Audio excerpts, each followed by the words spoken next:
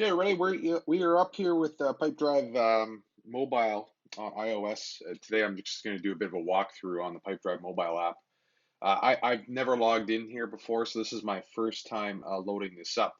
Right off the get-go, it's kind of interesting. As you've probably seen in some of my other videos, I'm super excited about one password. I love the fact that you don't have to remember passwords and all. I get to remember one password, hence the name. Uh, and I noticed Nutshell had that kind of feature on there, but it looks like Pipedrive this time around doesn't have that single sign on with one password. So I had to go into the app and copy it. I mean, it's an extra step, not the end of the world, but it is kind of nice when these vendors actually build in some of these useful features, especially at some of these boutique CRMs. It's kind of nice to have that in there. But we're going to go ahead and log into Pipedrive and take a look at it. This is the first time I've logged in. So I've not actually looked at what's going on in here. And now you can see we're logged in already. And we can start poking around a little bit here. Right at the top, you can see I have my pipelines listed in the middle there. One thing, as you can see, I don't have any deals in here. That's because we closed most of them off when we did the demos in previous videos. But what we can do now is we'll just go ahead and we'll go create some here. Let's just play around here a bit. Again, I've never used this before, so we're just going to go in here and throw in some stuff here. 2000. We're in our pipeline for the regular pipeline. Um, it's just clicking through here. So it's just changing the stages. It looks like you can tap along the bottom here is an easy way to do that. Visibility. So there's some permission stuff on here. Looks like you can make it visible a little bit. And that's really all I'm capturing on there for a new deal. And I'll just dump that in there. Now we've created that in there, in the deal inside of the system. So let's just go back to our pipeline here and see if we can refresh. And did I put in my other pipeline here? So now, again, I haven't gone through a tutorial on this. Ah, there we go. So what I'm doing is I'm swiping from left to right, and it looks like my other deals are in there. So my bad. I thought maybe we might have closed. It's been a couple days, but you swipe along to the right initially, and go back to the left there to see what other deals are going on.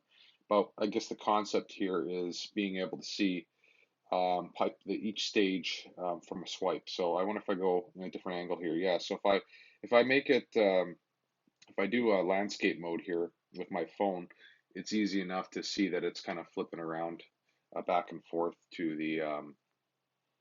a different view, so you can kind of see your pipeline a little bit better. So that's pretty good. So let's go ahead and tap and take a look inside one of the deals here. So again, it looks like I can just tap through the different stages, and I can probably mark it as won or lost as well. I can also probably just tap on details here and get information on specific details. So there's an email blind carbon copy tells me on there that I can use. So that's kind of handy. My custom fields I've created are there too. So it's really clean. It's simple. I mean, there's nothing too extravagant. You don't really need anything too extravagant down here. The little plus button looks like it lets me do a couple different things. I can do notes and activities. So if I do a note on here, this is a test note.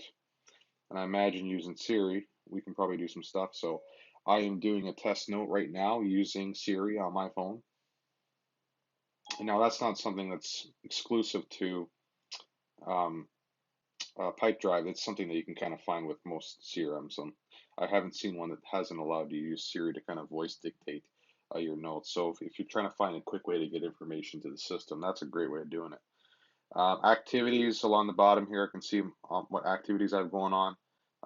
Looks like I have a calendar view I can use, very similar. It looks like to the the iOS calendar. My contacts list.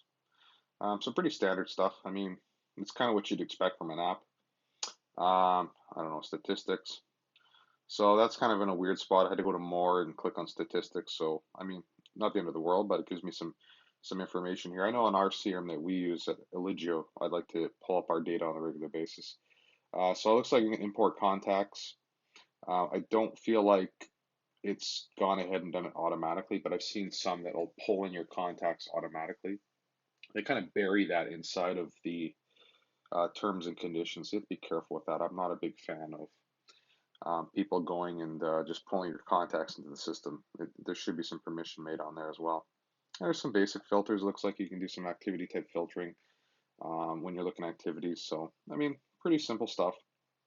There shouldn't be too much complex with a system like this. So it's good to see that they haven't made it too complicated on here. So Um, but yeah, so that's kind of a quick run through on Pipedrive. As you can tell, it's pretty easy to update information. It's not the most intuitive compared to like Nutshell that I looked at, or some of the other CRMs like Salesforce and Sugar, even Dynamics or Zoho. I prefer their apps a little bit better. But again, we're talking about a CRM that's really focused on the sales side of things. It's not really intended to be much more than that. So overall, I think salespeople find this is an easy tool to use. So hopefully you kind of found that interesting. And yeah, we'll talk to you later.